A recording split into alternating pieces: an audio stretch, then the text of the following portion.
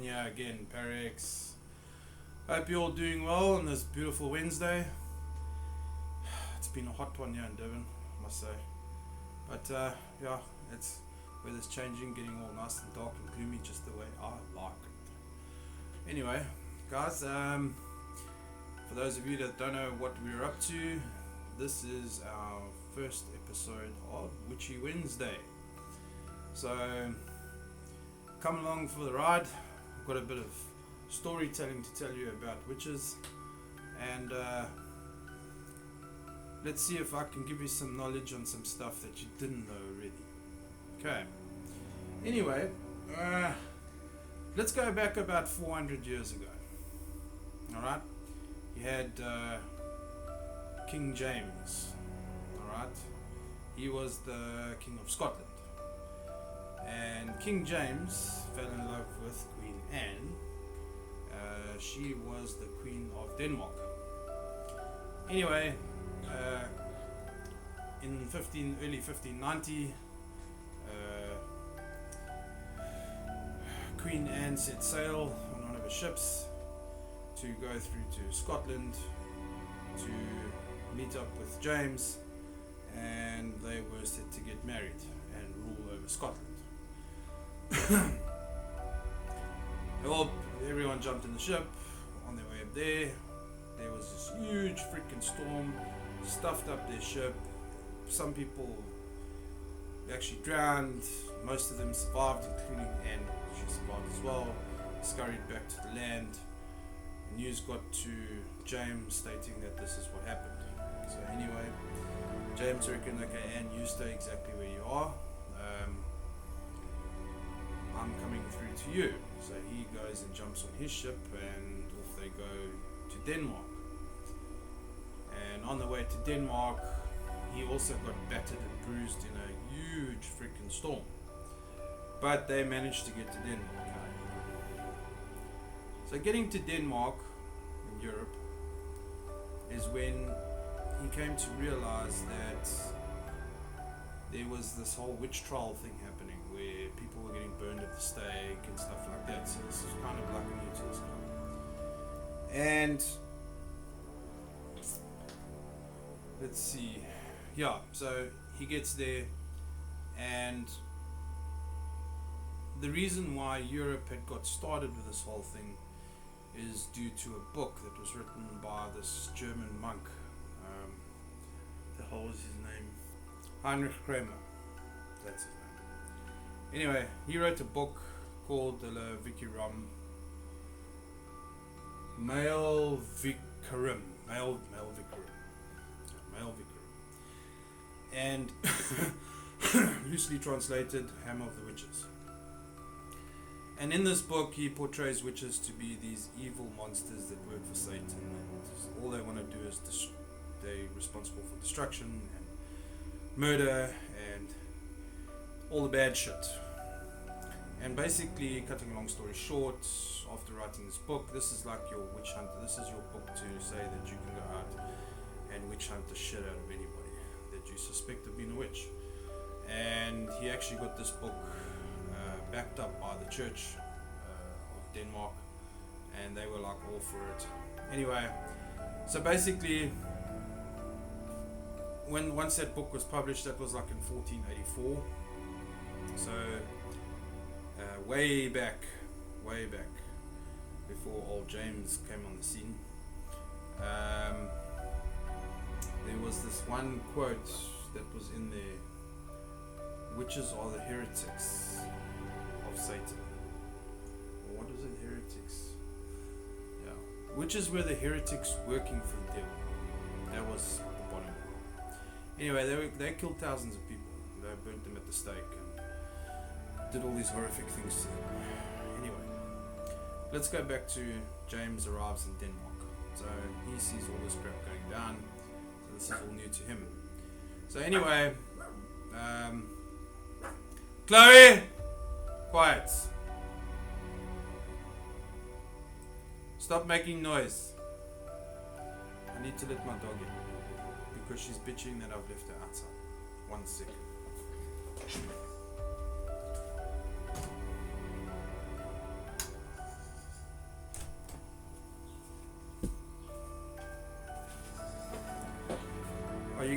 on making a noise. Come here. Come here. So every time I do a video, this is the one, look there. This is the one that always keeps on bothering me. Okay, go lay down. Alright, back to the story. So,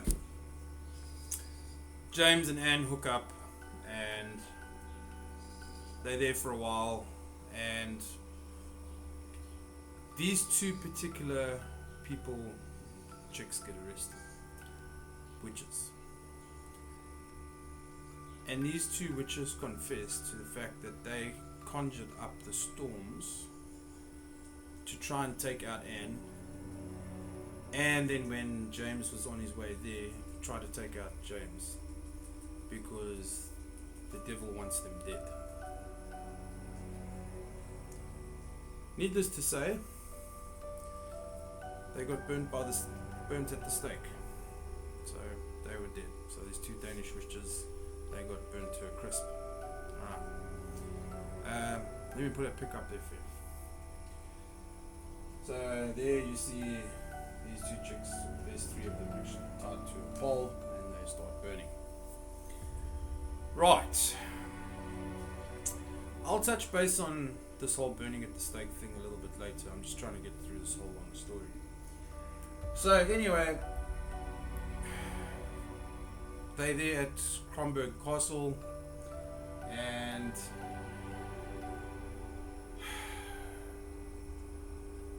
the two witches get taken out, and James says it's time to go back to Scotland. So he takes his queen back with him to Scotland, and obviously the sea's all nice and calm. That kind of does tell me something. Maybe those two were real witches, and they did conjure up a storm trying to kill these oaks. Who knows? Today's world and yesterday's world, I don't doubt anything really. I don't.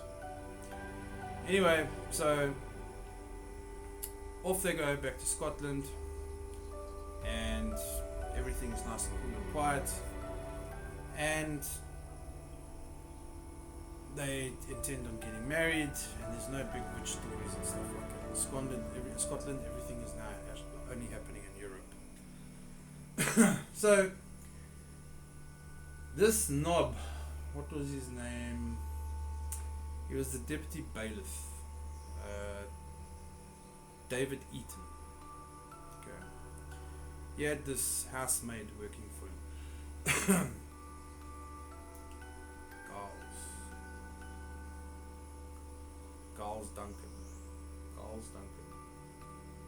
Giles Duncan. Okay, she was working for David Eaton at the time. Let's just go with Giles and David. Okay.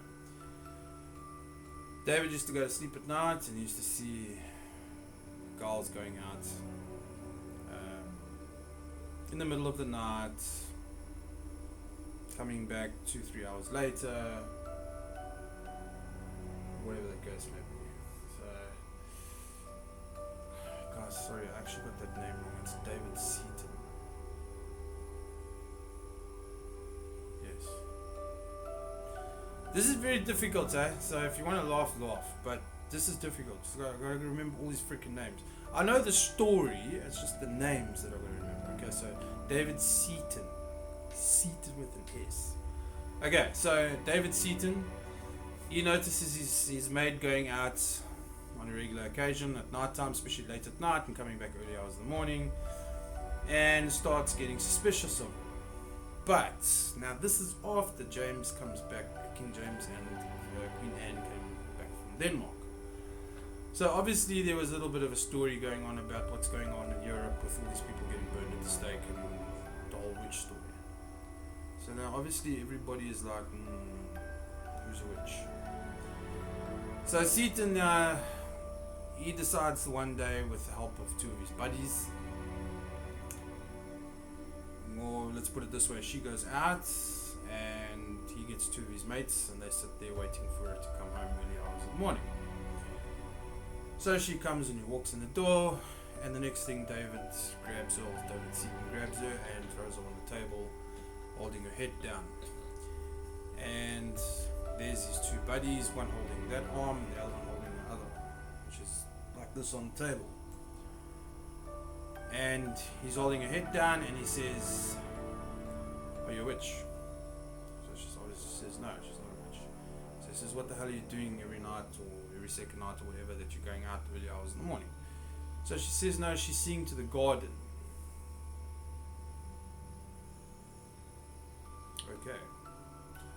I mean, flip, it's normal. I'll go out at midnight as well and go and mow the lawn and pick tomatoes and stuff, so. But anyway, this is just the story, guys. So this is all facts written down.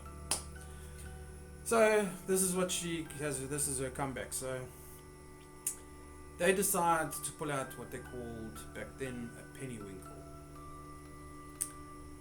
Have a look what a pennywinkle is. Now this device, you'll see that tap in the middle, and then it's got these two metal plate things or wooden plates or whatever. Your hand goes inside there, your fingers. And then they'll proceed to turn that middle tap down, down, and down, and it gets tighter and tighter and tighter. And then the other one, while I've got you on the picture thing, is known as thumb screws. So if you look at that one there, those are just particularly made for your thumbs or for your index fingers or whatever. These mechanisms are designed not to tickle you. Because as you're turning that tap and you keep turning and you keep turning, they've got big threads so you can just carry on turning it. It starts crushing the bones and starts making your flesh pop out of your fingers. So you must understand that Giles was in a huge amount of pain back then. So she still refused to confess to being a witch. So the next thing they do is they sit her down on her knees and they take rope and tie it around her head. I'll show you a picture of that shortly. So what happens is they tie the rope around the head. One rope goes that way, the other rope goes that way. And then you got one asshole standing over there and the other asshole standing over there. This was such a common torture practice. It actually had a name. It was called wrenching.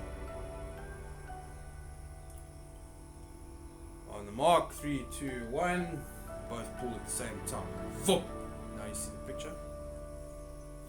So what happened is that rope starts crushing facial bones, is known to fracture skulls and eat into whatever flesh is around your face and the back of your head and your neck.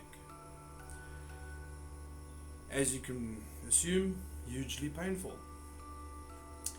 And they practiced this thing so many times that there were many times where knob over there would start pulling before the knob over here pulls. He starts pulling, then he suddenly starts pulling and they snap the neck. Oh shit. Unfortunately, throw the body away. Next one, please. So, they tortured her like that, and she still said no. She refused to confess. Okay, so the next thing he did is he decided to look for marks on her body. Because back then they felt that Satan would leave a mark on you. So stripping off her clothes, blah blah blah, looking, and eventually found a mark on her neck. What mark he found on her neck, I can't tell you. There's nothing documented on it. But he found a mark on her neck, and when he found the mark, bang, she suddenly confesses. Kind of weird. Yeah. So she confesses, but not only does she confess, she actually confessed to being part of a coven and gave the name of 8 other witches. Yeah, okay, so now we're starting to see a little bit of a picture here. If you're not a witch, and you want the torture to stop, you're going to just say whatever the hell they want you to say, just to stop them from torturing. her torture had stopped already. So the only thing that they saw was a mark, and that caused her to break and confess. Make you think, right? Okay. So, the other problem I have with that story is the fact that she gave up 8 names of other people, 8 other witches. If you're confessing to stop from being tortured or whatever, you're just going to confess on your own so that you can stop feeling pain and they can just put you out of your stuffing misery. But she gave the name of 8 other witches that she was part of a coven.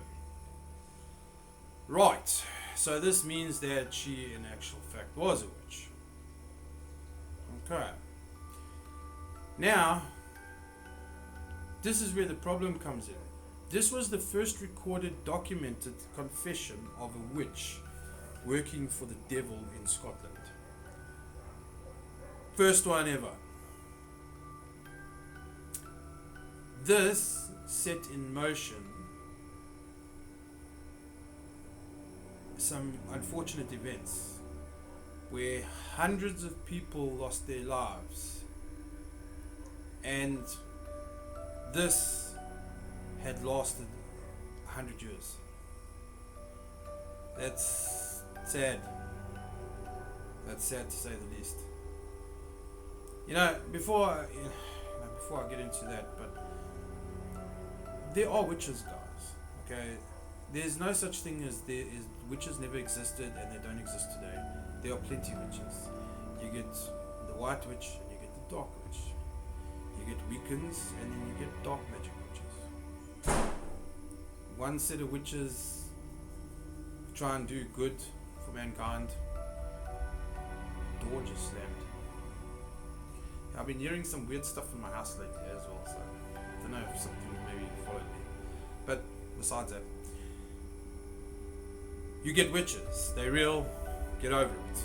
Okay? And they were real back then and they are real today. Alright. I forgot where I was going with this. This basically just tells you that there were real witches back then. I think a lot of people got killed and burnt at the stake and hung and whatnot that weren't actual witches. I'm pretty sure there were real witches that were getting burnt and hung at the stake, etc., etc.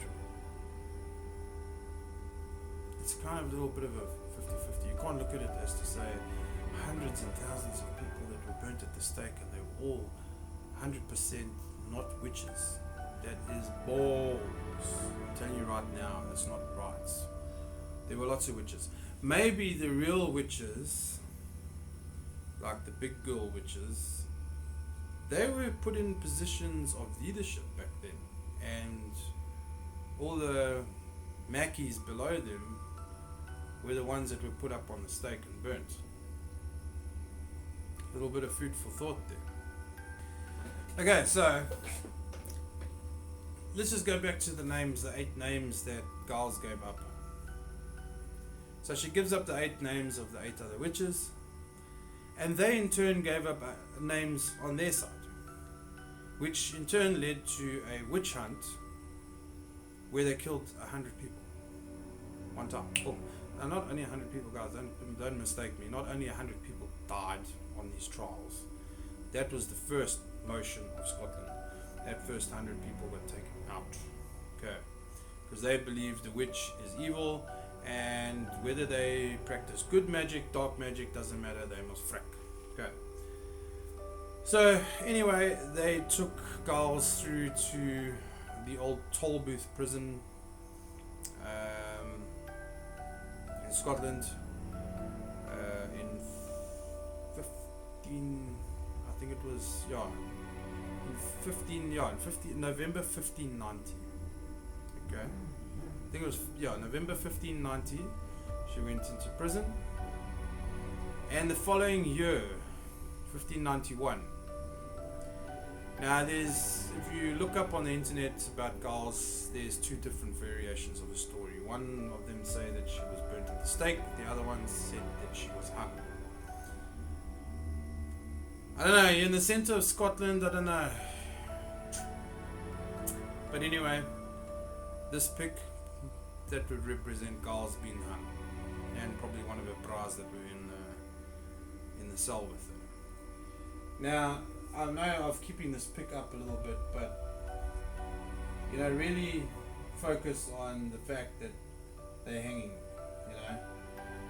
and then I bounce to this picture where that would be one of the witches in the jail, and they are awaiting their fate.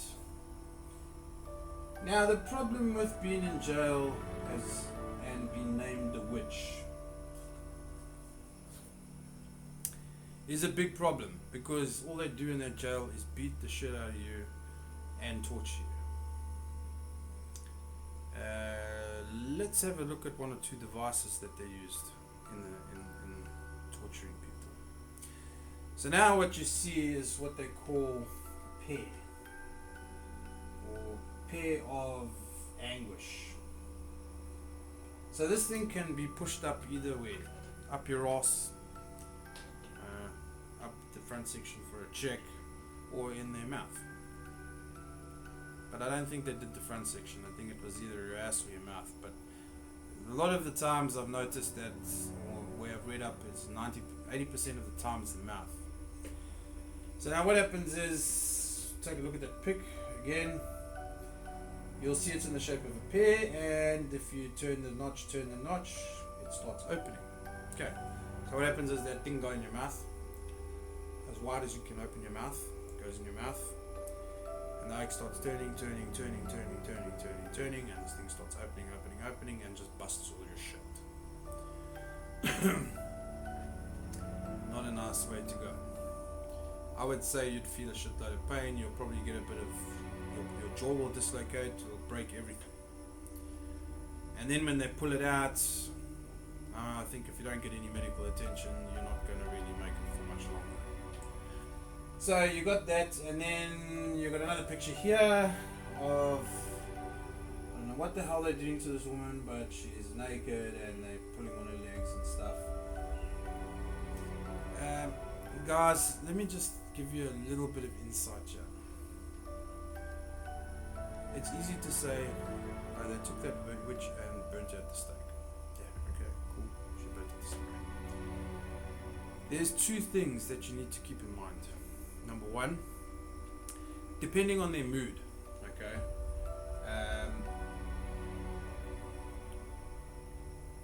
they have this witch tied to the pole.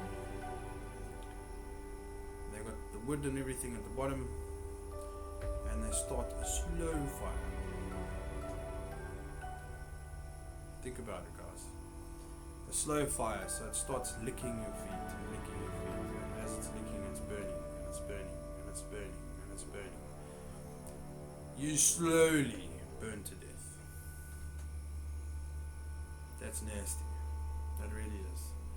Then there are times where they say, okay, fine, if you don't want to die of fire, we're still going to burn you, but we'll give you the grot. The grotta, whatever, stupid name, grot. Okay. Let's take a look at this picture.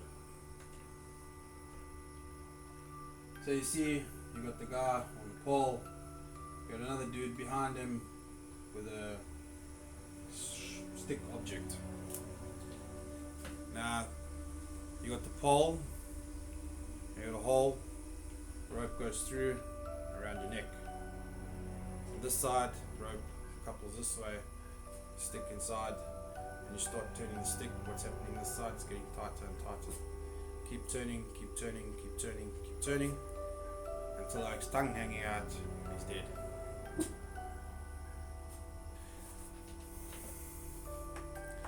So you see, nasty way to die. Okay, so that's when you talk about getting burnt at the stake.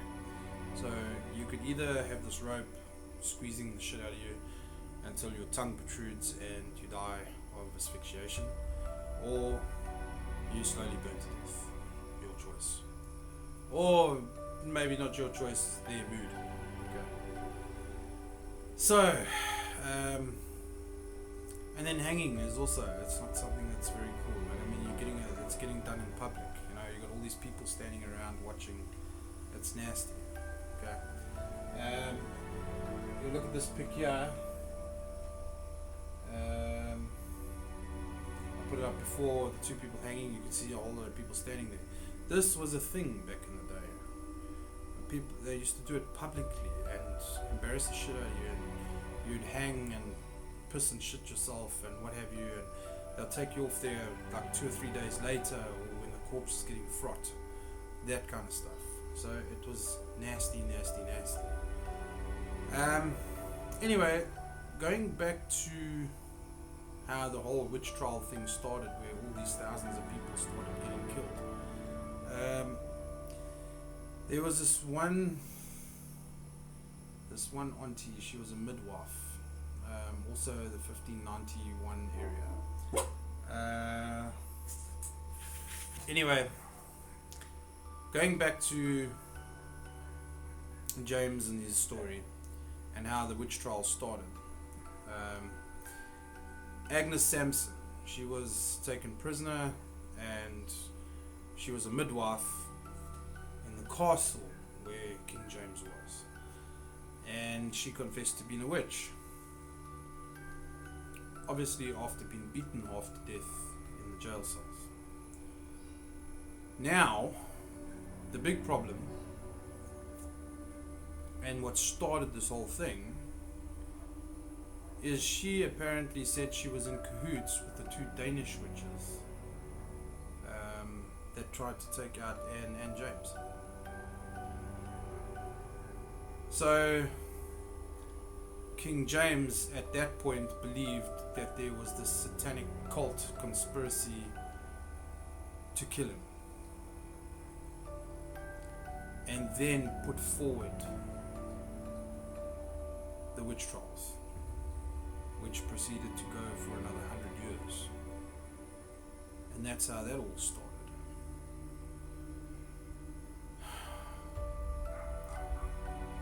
I must say, it saddens me of how many people lost their lives then on a thought or a rumor, or maybe they just picked one too many herbs.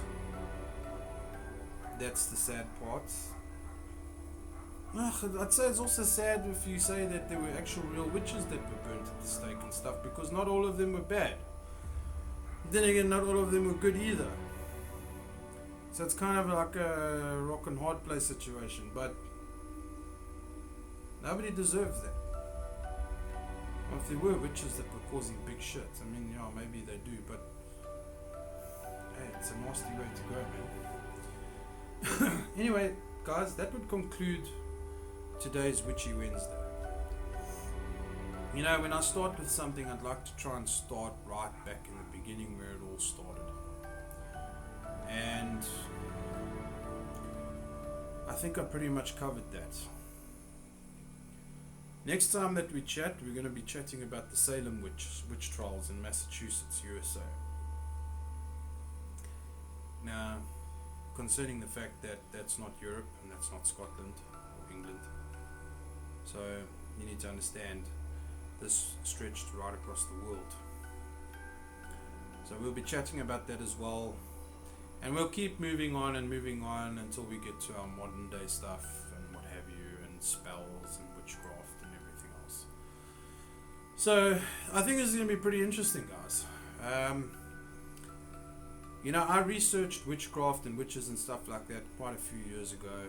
I kind of know the storyline to what we were chatting about, but remembering all the proper dates and the names and stuff, please forgive me, I could mess up somewhere along the line. But yeah, I think we're going to keep this as interesting as possible. If you want to know more about witches, just tune in when the next episode comes out, and I will cover all the bases. Guys, I'm not going to cover bases on bullshit. I'm going to, when I do my research and things like that, I confirm and confirm and confirm, and then I confirm again. Okay?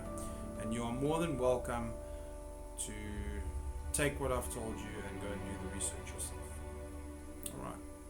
Anyway, guys, please do not forget to like this video. I need the algorithms for YouTube. And then please share this video with your Mikeys, and also get them to subscribe and click that little bell and say all, so that you can get notified on all the other videos that we're pushing out. Because guess what? I am almost done with the editing of part 1 of Friday the 13th Graveyard Investigation. Haunted Graveyard Friday the It's a long story, but I'm almost done with part 1. Yeah. So, anyway guys, it's been grand. Love you all. Thank you for the support. I'm Wayne with ParaX. This is Witchy Wednesdays, episode 1. Peace.